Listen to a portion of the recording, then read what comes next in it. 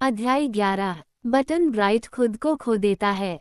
Patchwork girl, जो कभी सोती नहीं थी और जो अंधेरे में बहुत अच्छी तरह देख सकती थी, पूरी रात चट्टानों और झाड़ियों के बीच भटकती रही, जिसके परिणामस्वरूप वह अगली सुबह कुछ अच्छी खबर बताने में सक्षम थी। हमारे सामने पहाड़ी की चोटी पर, उसने कहा, कई प्रकार के पेड़ों का एक बड़ा उपवन है, जिस पर सभी प्रकार के फल उगते हैं। यदि आप वहां जाएंगे तो आपको एक बढ़िया नाश्ता मिलेगा।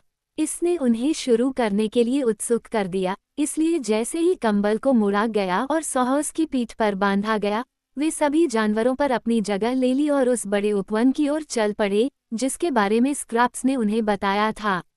जैसे ही वे पहाड़ी की चोटी पर पहुंचे, उन्होंने पाया कि यह वाकई एक बहुत बड़ा बाग था, जो उनके दाएं और बाएं मीलों तक फैला हुआ था। चूंकि उनका रास्ता सीधे पेड़ों के बीच से होकर जाता था, इसलिए वे जितनी जल्दी हो सके आगे बढ़ गए। वे जिस पहले पेड़ के पास पहुंचे, उसमें क्विंस लगे थे, जो उन्हें पसंद नहीं था। फिर वहां नींबू के पेड़ों की कतारें थीं और फिर क्रब सेब और उसके बाद नींबू और नींबू। लेकिन इनके आगे उन्हें बड़े, सुनहरे संतरे का एक बाग मिला, जो रसीले और मीठे थे, और फल शाखाओं पर नीचे लटके हुए थे ताकि वे उन्हें आसानी से तोड़ सकें। उन्होंने अपनी मर्जी से खुद की मदद की और अपने रास्ते पर चलते हुए सभी ने संतरे खाए। फिर, थोड़ा आगे बढ़ने पर, वे कुछ पेड़ों के पास पहुंचे जिन पर बढ़िया, लाल सेब लगे थे, जिन्हें उन्होंने भी खूब खाया, और जादूगर यहाँ काफी देर तक रुका और उसने बहुत सारे सेबों को एक कंबल के एक छोर पर बांध दिया। उन्होंने कहा, हम नहीं जानते कि इस रमणीय बगीचे को छोड़ने के बाद हमारा क्या होगा, इसलिए मुझे लगता है कि अपने साथ सेब की आपूर्ति रखना बुद्धिमानी होगी। जब तक हमारे पास सेब हैं, हम भूखे नहीं रह सकते, आप जानते हैं। स्क्रैप्स अभी वूजी की सवारी नहीं कर रही थी। उसे पेड़ों पर चढ़ना और एक पेड़ से दूसरे पेड़ पर शाखाओं से झूलना बहुत पसंद था। पैचवर्क गर्ल ने सबसे ऊंचे पेड़ों से कुछ बेहतरीन फल एकत्र किए और दूसरों को फेंक दिए। अचानक ट्रॉट ने पूछा, बटन ब्राइट कहाँ है? और जब दूसरों ने उसे ढूंढा, तो उन्होंने पाया कि लड़का गायब हो गया था। यार, डोरोथी चिल्लाई, मुझे लगता है कि वह फिर से खो गया है, और इसका मतलब है कि जब तक हम उसे ढूंढ नहीं लेते, हमें यहीं इंतजार करना होगा। ये प्रतीक्षा करने के लिए एक अच्छी जगह है, बेत्सी ने सुझाव दिया, जिसने एक बेर का पेड़ पाया था और उसके कुछ फल खा रही थी। आप यहाँ कैसे प्रतीक्षा कर सकते हैं और एक ही समय में बटन ब्राइट को कैसे ढूंढ सकते हैं? पैचवर्क गर्ल ने पूछा, जो तीनों नश्वर लड़कियों के सिर के ठीक ऊपर एक शाखा पर अपने पैरों की उंगलियों से लटक रही थी। शायद वो यहाँ वापस आएगा, डोरोथी ने उत्तर दिया। ट्रॉट ने कहा, अगर वह ऐसा करने की कोशिश करता है, तो वह शायद अपना रास्ता खो देगा। मैंने उसे ऐसा कई बार करते देखा है। अपना रास्ता खो देने की वजह से ही वह भटक जाता है। बिल्कुल सही, जादूगर ने कहा। तो जब तक मैं लड़के की तलाश में जाऊंगा, तब तक तुम सबको यहीं रहना होगा। क्या तुम भी नहीं चले जाओगे? बेत्सी ने पूछा। मुझे आशा नहीं है, मेरे प्रिय। मुझे जाने दो, स्क्रैप्स ने हल्के से जमीन पर गिरते हुए कहा। मैं खो नहीं सकती, और बटन ब्राइट को ढूंढने की संभावना तुम लोगों में से किसी से भी ज्यादा है। अनुमति का इंतजार किए बिना, वह पेड़ों के बीच से भाग गई और जल्द ही उनकी नजरों से ओझल हो गई। डोरोथी, टोटो ने अपनी छोटी मालकिन के पास बैठते हुए कहा, मैंने अपनी गुर्राहट खो दी है। ये कैसे हुआ? उसने पूछा। मुझे नहीं पता, टोटो ने जवाब दिया। कल सुबह वूजी ने लगभग मुझ पर पैर रख दिया था, और मैंने उस पर गुर्राने की कोशिश की, लेकिन पाया कि मैं जरा भी गुर्रा नहीं सका। क्या तुम भौंक सकते हो? डोरोथी ने पूछा। ओह, हाँ सचमुच। तो फिर गुर्राहट की परवाह मत करो, उसने कहा। लेकिन जब मैं घर पहुंचूंगा और कांच की बिल्ली और गुलाबी बिल्ली का बच्चा देखूंगा तो क्या करूंगा? छोटे कुत्ते ने चिंतित स्वर में पूछा। मुझे यकीन है कि अगर तुम उन पर गुर्राओगी नहीं तो उन्हें कोई आपत्ति नहीं होगी, डोरोथी ने कहा। मुझे तुम्हारे लिए खेद है, बेशक, टोटो, क्योंकि ये वो चीजें हैं जो हम नहीं कर सकते हैं और जिन्हें हम सबसे ज्यादा करना चाहते हैं, लेकिन हमारे वापस लौटने से पहले, हो सकता है कि तुम फिर से अपनी गुर्राहट पाओ। क्या आपको लगता है कि जिस व्यक्ति ने ओज़मा को चुराया है उसने मेरी गुर्राहट भी चुरा ली है? डोरोथी मुस्कुराई। शायद, टोटो, तो वह एक बदमाश है। छोटा कुत्ता चिल्लाया। जो कोई भी ओज़मा को चुराना चाहता है, वह सबसे बुरा है। डोरोथी ने सहमति जताई, और जब हमें याद आता है कि हमारा प्रिय मित्र, ओज़ का प्यारा शासक, खो गया है, तो हमें केवल एक गुर्राहट पर चिंता नहीं करनी चाहिए।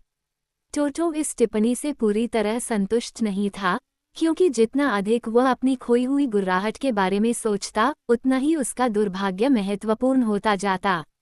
जब कोई नहीं देख रहा था, तो वह पेड़ों के बीच चला गया और गुर्राने की पूरी कोशिश की, भले ही थोड़ा सा, लेकिन ऐसा करने में कामयाब नहीं हो सका।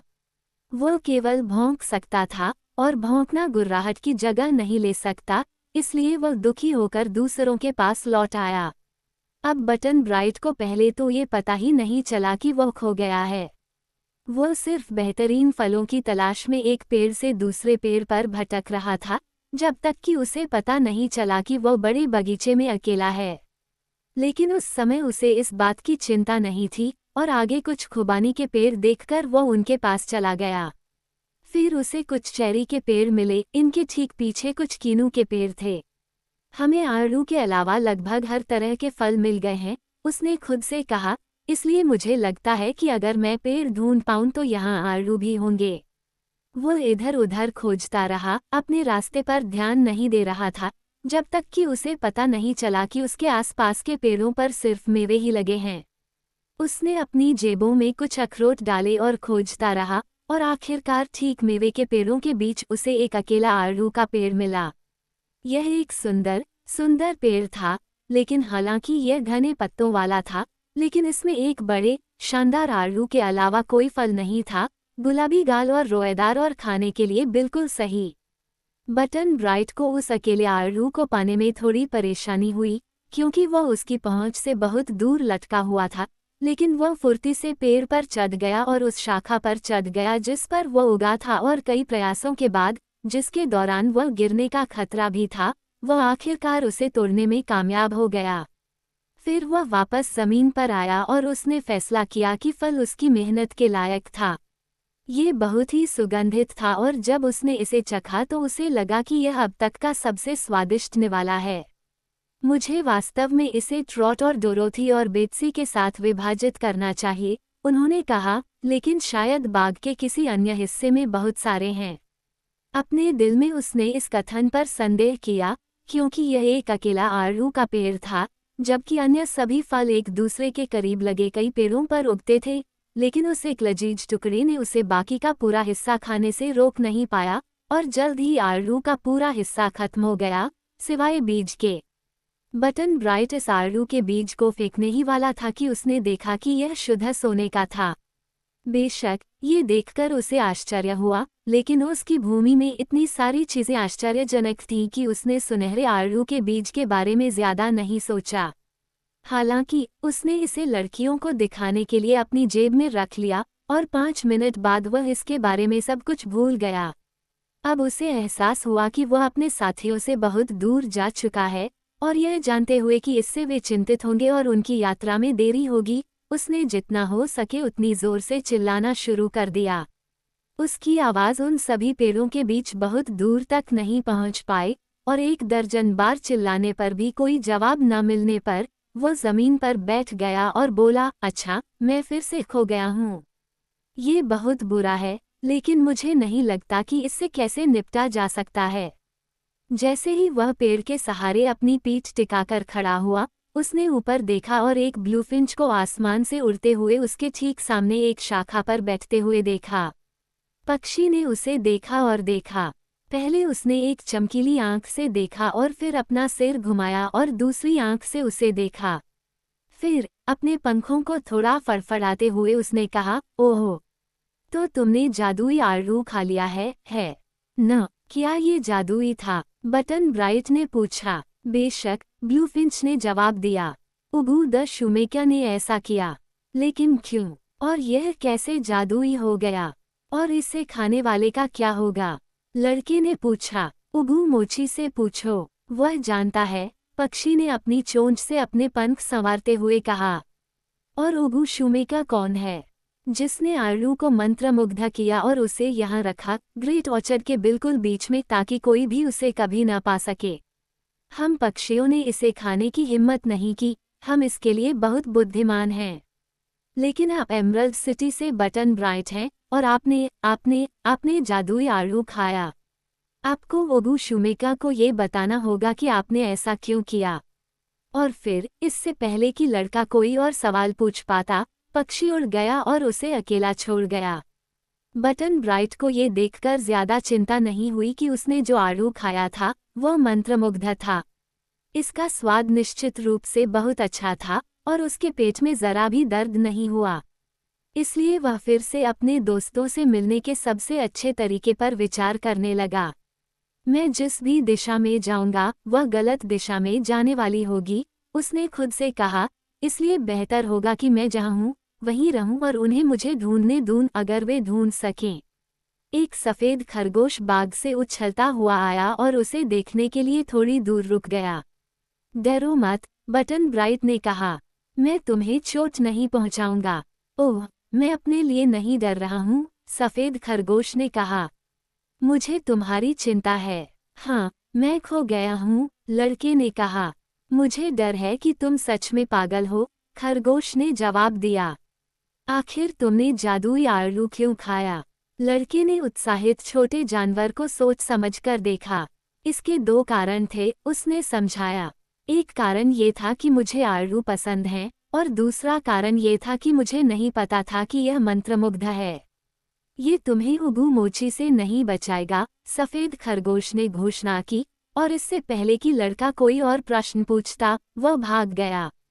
खरगोश और पक्षी, उसने सोचा, डरपोक प्राणी हैं और इस मोची से डरते हैं, चाहे वह कोई भी हो। अगर कोई दूसरा आलू होता जो उस दूसरे आलू से आधा भी अच्छा होता, तो मैं उसे 1 दर्जन जादू टोने या समोची मछलियों के बावजूद खा लेता।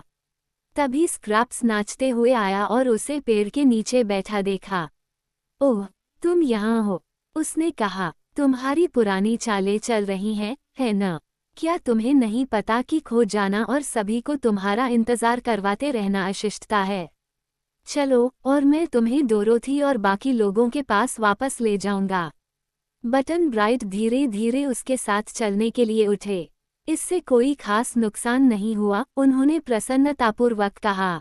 मैं आधे दिन से बाहर नहीं गया था, इसलिए कोई नुकसान नहीं हुआ।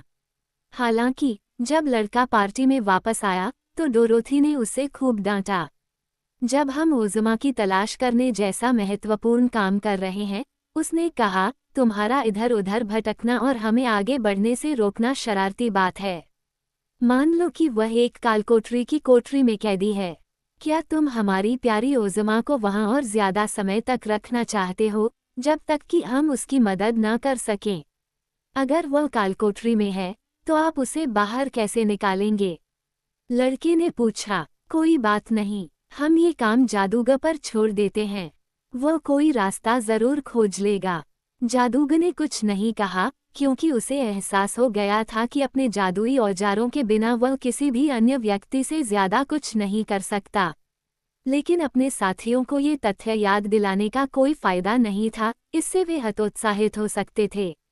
अभी सबसे महत्वपूर्ण बात है, उसने कहा, ओज़मा को ढूंढना, और चूंकि हमारा दल फिर से खुशी खुशी एक हो गया है, इसलिए मेरा सुझाव है कि हम आगे बढ़ें। जैसे ही वे ग्रेट ऑर्चर्ड के किनारे पर पहुंचे, सूरज ढल रहा था और उन्हें पता था कि जल्द ही अंधेरा हो जाएगा। इसलिए पेड़ों के नीचे डेरा डालने का फैसला किया गया, क्योंकि उनके सामने एक और चौड़ा मैदान था। जादूगर ने मुलायम पत्तों के बिस्तर पर कंबल बिछाए और कुछ ही देर में स्क्रैप्स और सॉस को छोड़कर बाकी सभी गहरी नींद में सो गए। टोटो अपने दोस्त शेर के करीब आ गया और वूजी इतनी जोर से खर्राटे ले रहा था कि पैचवर्क गर्ल ने आवाज को कम करने के लिए उसके चौकोर सिर को अपने एप्रन से ढक दिया।